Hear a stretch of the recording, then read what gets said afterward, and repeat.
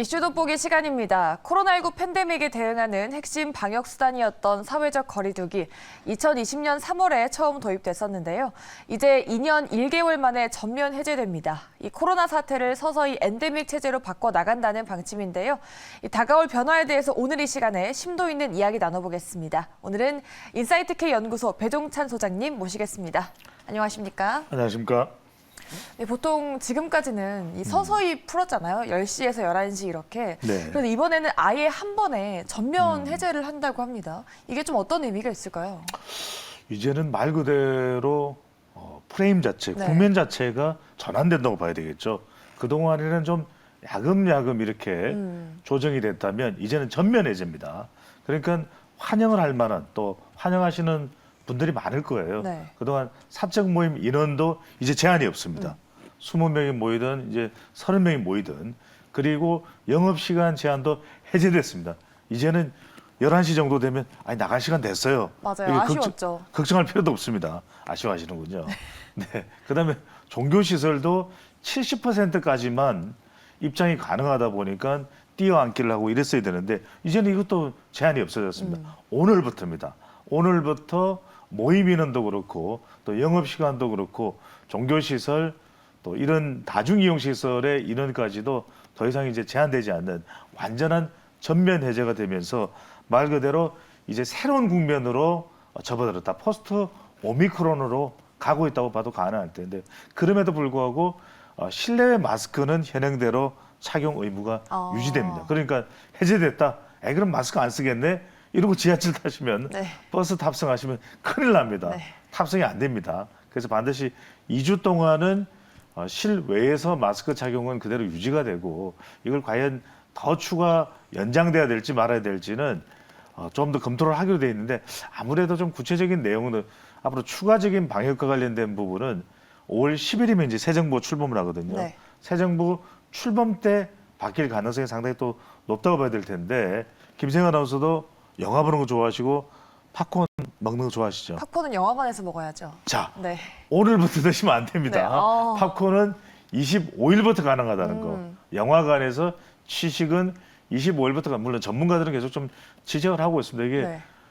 먹는 걸 시작하면은 극장에서 과연 이 실내인데 더 퍼지겠죠. 방역이 되겠냐는 이야기가 나오고 있는데 그럼에도 불구하고 일단 결정은 25일부터는 영화관에서 팝콘 가능합니다. 네. 저도 좋아합니다. 네. 알겠습니다.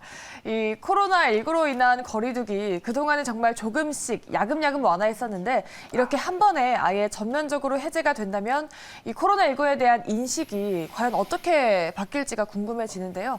사실 지금도 코로나19 확진자는 나오고 있는 상황에서 이 감염자 조치 방식도 많이 달라지나요? 그렇습니다. 이제 이것도 획기적으로 바뀌게 되고 그럼으로써 이제 우리도 이 투자자 관점에서도 좀 볼 필요가 있을 그쵸. 것 같아요. 자, 25일부터는 다음 주 월요일입니다. 근데 한 주 뒤부터는 이 감염병 1등급이 아니라 2등급으로 완화가 됩니다. 네. 그러니까 그동안 우리가 코로나19 바이러스 그러면 확진되면 이렇게 정말 깜짝 놀랄 정도 수준이었는데 이제는 우리가 알고 있는 뭐 홍역이나 또 일반적인 감염병 정도 수준으로 뭐 감기 정도 수준은 아닙니다. 그래도 코로나가 확진되게 되면 그만큼 감염 우려도 있고 그런데 감염병 2등급으로 이제 완화가 되면 그동안 취해졌던 뭐 격리다 이런 부분도 이제는 달라질 수밖에 없는데 일단 격리는 7일간 격리하는 것은 뭐 5일간 격리로 바뀔 것이다 이런 이야기도 있긴 했었는데 좀 바뀌긴 했습니다. 그런데 일단은 격리하는 건 유지가 되고 다음 달입니다. 5월 23일이면은 이 격리가 완전히 해제도 됩니다. 격리도. 이것도 개인의 판단이 되기 때문에 상당히 많은 상황들이 지금 이제 달라질 수밖에 없는 것이고 그동안은 주로 우리가 기억나는 것은 선별진료소로 많이 갔었죠. 네. 보건소에 설치되어 있는 또는 이 대형 병원에 설치되어 있는 선별진료소로 많이 갔었어요. 근데 이제는 이렇게 되면 병의원 중심으로 운영이 될 수밖에 없다. 말 그대로 이제 확진되더라도 선별진료소나 보건소나 대형 병원으로 가는 것이 아니라 이제는 집 주변에 있는 병의원을 중심으로 찾아가서 진료를 받는 체계로 바뀔 것으로 보입니다. 네. 이제는 정말 본격적으로 이 경기 재개 리오프닝에 대한 기대감이 불어오면서 우리가 수혜지를 찾지 않을 수가 없습니다. 네. 벌써부터 느껴지는 건 영화관이나 식당, 술집에 사람이 정말 붐비더라고요. 그렇죠. 바글바글하죠. 그동안 위축됐던 산업들이 좀 활기를 띨 것 같은데 네. 수혜주를 한번 찾아볼까요? 그렇죠. 우리가 뭐 리오프닝 수라고 이야기를 해야 될 것 같아요. 네. 그래서 투자자 관점에서 말씀드렸던 것도 국면 자체가 변하기 때문에 그동안 우리가 계속해서 두 축으로 봤던 것이거든요.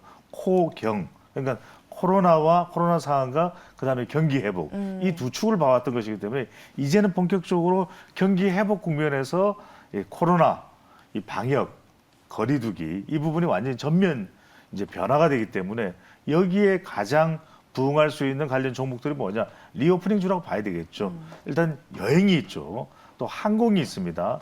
그다음에 엔터주가 있고요. 우리가 알고 있는 엔터주, 공연 등을 할 수 있는 바로 이 엔터주. 그리고 이제 면세점도 있었고 그동안은 뭐 아예 해외 여행을 하실 수가 없는 상황이기 때문에 면세점도 거의 뭐 제한적으로 갈 수밖에 없는 상황이었는데 이제는 면세점도 상당히 활기를 띨 수밖에 없는 지금 뭐 가장 인기 있는 여행지는 제가 취재를 좀 해봤더니 여행사를 대상으로 취재를 해봤더니 사이판이다 이런 이야기가 나와요. 요금도 약간 비싸졌다.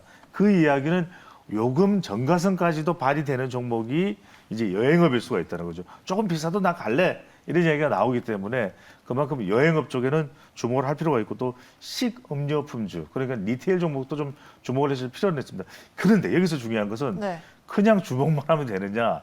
사실 이게 우리가 지금 4월 달 지금 주식시장을 보더라도 많이 오르지 않는데요. 배 소장님 좀 선반영된 거죠. 그러니까 계속해서 왜냐하면 거리두기가 전면 해제될 것이다. 이제는 영업 제한도 해제될 것이다. 이런 이야기가 나오니까 좀 반영이 됐어요. 또 하나는 우리가 지금 코로나 국면만 있냐 그게 아니죠. 계속해서 이야기되는 것이 러시아, 우크라이나 지금 전쟁도 장기화되고 있고 지금 금리도 계속 인상되고 있거든요. 그러니까 다른 변수가 있는 겁니다. 그러니까 여러분들이 보실 때 조금 옥석을 가릴 필요가 있어요. 그러니까 리오프닝 주에서도 상승 여력이 있는 것으로 전문가들이 또 우리 매일경제TV를 볼 때 판단되는 종목들 물론 참고하실 사항이지만 그 내용들에 좀 집중을 해서 이 종목들은 좀 리오프닝에 대한 기대감이 선반영됐지만 앞으로도 적어도 3%, 5%, 7%더 오를 여지가 있다. 이런 종목들의 투자에 관점에서는 좀 집중적으로 주목을 하실 필요가 있겠습니다. 네, 정말 지난주에 리오프닝주의 고공행진이 돋보였습니다. 영화관, 엔터주, 카지노, 리조트 관련주들이 일제히 상승세 보였었는데요. 앞으로도 리오프닝 기대감을 타고 이 관련한 업종들의 상승세가 지속될 수 있을지는 지켜봐야 될 것 같습니다. 이렇게 코로나19 팬데믹에서 엔데믹 체제로 가는 첫걸음이 바로 오늘입니다. 네. 그동안 참 많은 변화가 있었던 그동안이었는데 사회적 거리두기가 이번에 어떻게 좀 바뀌게 될까요? 그렇죠. 이제는 이게 그동안 찔금찔금이었잖아요. 네. 언제 돼? 마스크를 못 벗는 건 좀 아쉽긴 한데 그래도 이제 좀 경기 회복으로 갈 겁니다. 다른 변수도 있습니다. 그리고 또 이제 소비 중심으로 갈 수밖에 없다. 그동안 뭐 여행을 간다든지 또는 면세점을 이용한다든지 또 호텔로 간다든지 공연을 보러 간다든지 이것도 그동안 우리가 소비를 못 했잖아요. 네. 정말 우리가 뭐 보복 소비 이런 얘기했는데 이런 용어보다는 좀 보상 소비 또 힐링 소비 이렇게 좀 용어 표현을 해주면 더 좋겠다는 그런 전문가들의 분석도 나오는데 그만큼 이제는 이 리오프닝주를 중심으로 해서 내수 또 소비자 중심으로 회복될 수밖에 없습니다. 이럴 때 우리가 판단할 수 있는 투자의 관점이라면 그동안은 주로 우리가 주목했던 것이 뭐였습니까? 바이오나 제약이나 진단키트나 지금 또 이제 또 IT 비대면 플랫폼이었잖아요. 게임이나 그럼 이쪽이 잘 될 거다. 근데 지금 이제 나갈 수 있어요. 사람들 많이 모일 수 있어요. 친구야 나와라. 이런데 하루 종일 게임만 할 수는 없잖아요. 그러면 결과적으로 나가서 소비를 많이 할 수밖에 없는 그런 리오프닝주에 주목을 할 필요가 있다. 근데 아까도 말씀드렸지만 두 가지입니다. 한 가지는 그대로 상승 여력이 있는 쪽에 좀 초점을 맞출 필요가 있다. 그다음에 한번 김재영 아나운서도 저도 요즘 관심이 많아요. 화장품주. 화장품주 그래. 화장품주가 이제 좋아지겠는데 그동안 뭐 아모레퍼시픽도 그렇고 LG 생건도 그렇고 좀 그랬는데 주춤에 좋아지겠는데 그런데 마스크를 아직은 못 벗잖아요. 그러면 그러니까 아직까지는 그렇죠. 이것도 물론 상승 여력은 있습니다. 그런데 하나 걸리는 게 마스크를 벗지 못하니까 이 부분이 살짝 걸림돌이에요. 화장을 할 수가 없네요. 그러니까요. 우리가 마스크 쓰시는 분들한테 주로 이제 물어보면 뭐가 좀 좋냐면 화장품과 많이 안 나가요. 이런 이야기 하시거든요. 그래서 화장품주는 조금 신중을 기울이실 필요가 있습니다. 그래서 상승 여력은 있는데 마스크를 벗는 시점에 좀 더 화장품 주에는 관심을 더 기울여 보실 필요가 있겠습니다. 네, 알겠습니다. 이렇게 코로나19로 인해 도입됐던 거리두기가 2년여 만에 전면 해제되는 만큼 앞으로 우리 삶에 어떤 변화들이 다가오게 될지 알아봤습니다. 그동안 답답했던 일상에서 이제는 다시 예전의 일상으로 돌아갈 수 있지 않을까 하는 기대도 해봅니다.